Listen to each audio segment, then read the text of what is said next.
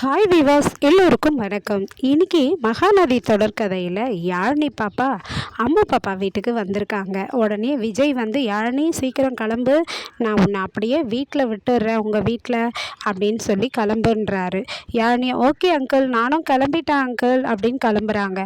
அம்மா நீ என்ன அப்படியே இருக்க, நீ ஸ்கூல் யூனிஃபார்ம் போட்டு கிளம்பி இருந்தீங்கன்னா அப்படியே யாழினியும் அவங்க வீட்டில் விட்டுட்டு உன்னை அப்படியே கொண்டு போய் நான் ஸ்கூலில் விட்டுருப்பேன்ல அப்படின்னு சொல்கிறாரு விஜய். உடனே பாப்பா சொல்கிறாங்க, அப்பா நான் இன்றைக்கி ஸ்கூலுக்கு போகலை, எனக்கு ஃபீவராக இருக்கிற மாதிரி இருக்குது அப்படின்றாங்க. என்னடா ஆச்சு, நேற்று நல்லா தானடா இருந்த அப்படின்னு சொல்லி கேட்குறாரு. இல்லைப்பா எனக்கு ஒரே டயர்டாக இருக்குது, ஷிவரிங்காக இருக்கா மாதிரி இருக்குது அப்படின்னும் சொல்கிறாங்க. சரிடா நீ இன்றைக்கி ரெஸ்ட் எடு அப்படின்னு சொல்லிடுறாங்க. அதுக்கப்புறம் யாழினியை கூப்பிட்டுட்டு அவங்க வீட்டுக்கு போகிறாரு விஜய். வீட்டில் கொண்டு போய் விடும்போது உடனே வந்து அங்கே காவேரி வந்து, நான் ஸ்கூல் கிளம்புறேன், யாழினி எங்கே, நான் சொல்லிட்டு போகிறேன்றாங்க. அப்போ கங்கா சொல்கிறாங்க, யாழினி இன்னும் விஜய் வீட்டில் இருந்தே வரலடி அப்படின்னு சொல்கிறாங்க. உடனே வந்து, என்னது இன்னும் வரலையா அப்படின்னு காவேரி கேட்க, யாழினி பாப்பாவும் இல்லையே நான் அதோ வந்துட்டேனே அப்படின்னு சொல்லிட்டு உள்ளே வராங்க.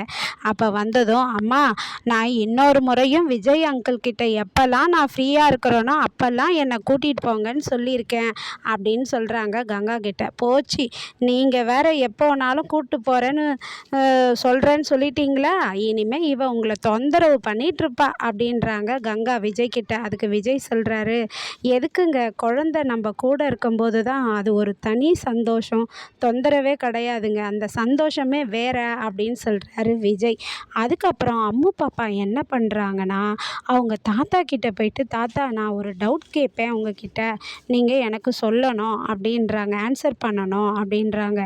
ஆய் அம்மு, நீ கேட்டு நான் தாத்தா சொல்லாமல் இருப்பேனாடா, என்னடா விஷயம் நீ சொல்லுடா அப்படின்னு சொல்லி கேட்குறாங்க. இல்லை நான் வந்து எங்கள் அப்பா ரூமில் நான் எங்கள் அப்பா அம்மாவுடைய ஃபோட்டோவை பார்த்தேன் அப்படின்னு சொல்கிறாங்க பாப்பா. அதை பார்த்தா காவேரி மிஸ்ஸும் எங்கள் அம்மாவும் ஒரே மாதிரி இருக்காங்க, எப்படி தாத்தா அப்படின்னு சொல்லி கேட்குறாங்க. இதை யாழினி கிட்ட காமிச்சதும் யாழினி வந்து, இது உங்கள் அம்மா இல்லை, இது எங்கள் சித்தி தான் அப்படின்னு யாழினியும் சொல்கிறா. எப்படி தாத்தா அப்படின்னு நீங்கள் சொல்லுங்கள் தாத்தான்னு கேட்குறாங்க பாப்பா.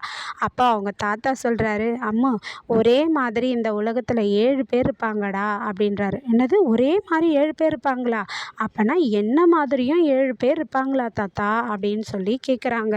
உடனே ஆமாண்டா செல்லம் அப்படின்றாரு தாத்தாவும். அப்போ ஏன் ஒரே மாதிரி 7 பேர் இருப்பாங்கன்னா, ஒரே ஊர்லேயா இருப்பாங்க, காவேரி மிஸ்ஸும் இந்த ஊரில் இருக்காங்க, எங்கள் அம்மாவும் இந்த ஊரில் தானே இருந்தாங்க அப்படின்னு சொல்லி கேட்குறாங்க. அதுக்கு தாத்தா சொல்கிறாரு, காவேரி மிஸ் வேறு ஊர்லேருந்து தானடா மாற்றிக்கிட்டு இந்த ஊருக்கு வேலைக்கு வந்தாங்க அப்படின்னு சொல்லி சமாளிக்கிறாரு. அதுக்கப்புறமா பாப்பா என்ன பண்ணுறாங்கன்னா, அவங்க பாட்டிக்கிட்ட போய் கேட்குறாங்க, பாட்டி உங்ககிட்ட நான் ஒரு கேள்வி கேட்பேன், எனக்கு ஒரு டவுட் இருக்குது நீங்கள் சொல்லணும்னு. சொல்லுமா அம்மு, நான் பாட்டி சொல்கிறேன் அப்படின்னு சொல்லிட்டு ராதா சொல்கிறாங்க. அப்போ வந்து, இல்லை எங்கள் அப்பாவோட அம்மாவோட ஃபோட்டோவை நான் பார்த்தேன் எங்கள் ரூமில், யாழினிக்கிட்ட காமிச்சேன், யாழினி வந்து அது எப்படி அது உங்கள் அம்மாவும் எங்கள் சித்தியும் ஒரே மாதிரி இருக்க முடியும், இது எங்கள் அம்மா எங்கள் சித்தி தான் அப்படின்னு அவள் தெளிவாக சொல்லிட்டா, உங்கள் அம்மா இல்லைன்னு சொல்லிட்டா.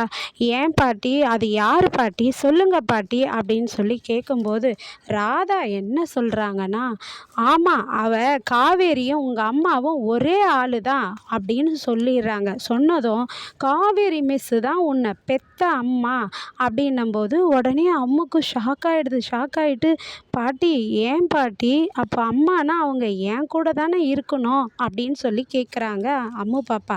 உடனே உன் கூட தாண்டா இருக்கணும், உங்கள் அப்பாவுக்கும் உங்கள் அம்மாவுக்கும் சின்ன வயசுலேயே நீ பிறக்கிறதுக்கு முன்னாடியே பிறந்தப்ப அவங்களுக்கு வந்து ஆக்சிடெண்ட் ஆகிடுச்சு அப்படின்ட்டு எல்லா கதையும் சொல்கிறாங்க. அப்படியே கேட்டுட்டு சைலண்ட்டாக நிற்கிறாங்கங்க. நாளைக்கு அம்முக்கு உண்மை தெரிஞ்சதும் காவேரியை போய் என்ன கேட்பாங்க ஸ்கூல்லன்ற கதையை பார்ப்போமா. நன்றி, மீண்டும் தொடர்க, பாய்.